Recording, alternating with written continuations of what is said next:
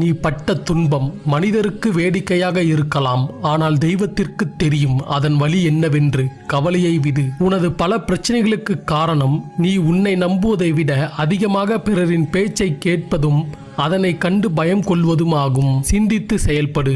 அவமானம் அனுபவம்தான் வாழ்க்கையில் மிகச் சிறந்த ஆசான். அவை கற்றுக் கொடுக்கும் போதனையை எந்த விலையுயர்ந்த புத்தகமும் கற்றுக் கொடுக்காது. ஓம் நமச்சிவாய என்று மனதார ஒரு முறை பதிவிடுங்கள். நீங்கள் வேண்டுவதும் நினைப்பதும் நிச்சயம் நடக்கும். உங்கள் ஊரிலுள்ள சிவ ஆலயம் பெயரை பதிவிடுங்கள். சிந்திக்க தெரிந்தவனுக்கு ஆலோசனைகள் தேவையில்லை. துன்பங்களை சந்திக்க தெரிந்தவனுக்கு வாழ்வில் தோல்வியே இல்லை. கஷ்டப்படுங்கள், கவலைகள் தீரும். ஆனால் கவலையாக இருக்காதீர்கள், ஒருபோதும் உங்கள் கஷ்டம் தீராது. வாழ்க்கையில் யாரையும் ஏமாற்றி ஜெயிக்கக்கூடாது, ஆனால் உங்களை ஏமாற்றியவர்களை ஜெயிக்காமல் விடக்கூடாது. நம் வாழ்க்கை அடுத்தவர் திரும்பி பார்க்கும் அளவிற்கு